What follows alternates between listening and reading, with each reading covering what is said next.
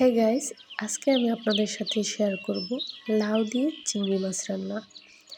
একদম সিম্পলভাবে রান্নাটা করব, পুরো ভিডিওটা দেখবেন। আসসালামু আলাইকুম everyone, this is me Mahdiya, here is another new video from it's Mahdiya. তো আমার তো সচরাচর প্রতিদিনই রান্নাবাড়া করা হয় টুকটাক। তো সেক্ষেত্রে আজকে একটা রেসিপি শেয়ার করব, সেটা হচ্ছে চিংড়ি মাছ দিয়ে লাউ রান্না। এই রান্নাটা প্রায় কম বেশি সবার বাসায় হয়। তো আমি খুব সিম্পলভাবে রান্নাটা করতেছি। প্রথমে চিংড়ি মাছগুলো তো ফ্রেশ ধুইয়া রাখলাম। আর এরপরে হচ্ছে মাছগুলো আমি বাইজা নিলাম। হলুদ, লবণ, মরিচ এগুলো দিয়ে মাইখা তারপরে হচ্ছে মাছগুলো বাইজা নিতেছিলাম। আর এর পাশাপাশি লাউ কেটে ধুইয়া রাইখা দিছিলাম। মাছ ভাজা হয়ে গেছে। আমি একটু সামান্য পরিমাণ তেল দিয়ে দিলাম রান্নার জন্য, যতটুকু লাগবে আর কি। তো তেল দিয়ে কিছু পেঁয়াজ কুচি আর কাঁচামরিচ কুচি দিয়ে দিলাম। কাঁচামরিচ দিলে তো একটু অন্যরকম স্বাদ আসে, আর যারা বেশি ঝাল পছন্দ করে তারা হয়তো আরও দিতে পারেন, সমস্যা নেই।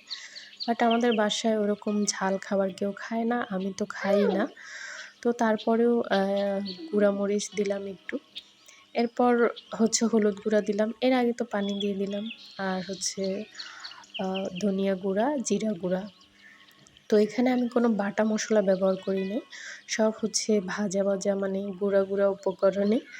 তো আর এখানে আমি সামান্য পরিমাণ লবণও দিচ্ছি স্বাদ মতো, যদিও ক্যামেরায় আসে নাই।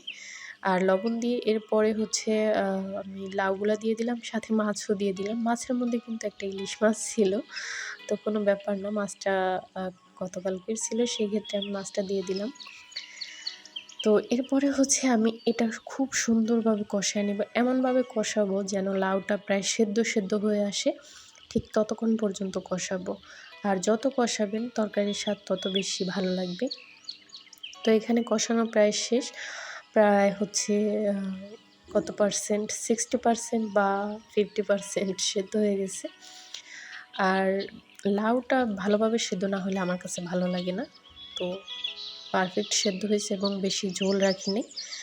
আর হচ্ছে লাস্ট পর্যায়ে আমি একটু ধনিয়াপাতা দিয়ে দিলাম, মানে ঘ্রাণটা অনেক সুন্দর আসবে। আর যেহেতু শীতের দিন ধনিয়াপাতা তো থাকবেই সবার বাসায় কম বেশি।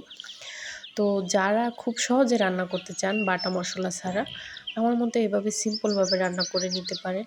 রান্না শেষ, আমি তরকারিটা হচ্ছে একটু ছোটো বাটিতে নামায় নিলাম। আর এই তো, কেমন হলো কমেন্টে জানাবেন। আর এই রেসিপিটা আপনাদের কাছে কেমন লাগলো? খুবই সিম্পল রেসিপি। ভালো লাগলে অবশ্যই লাইক, কমেন্ট, শেয়ার করে পাশে থাকবেন। আর আমার ইউটিউব চ্যানেলটা সাবস্ক্রাইব করে দিবেন। সবাই একটা করে কমেন্ট করে যাবেন যাদের কাছে ভালো লাগবে। তো আজকের জন্য এতটুকুই থাকুক, কথা হবে পরের ভিডিওতে। আল্লাহ হাফিজ।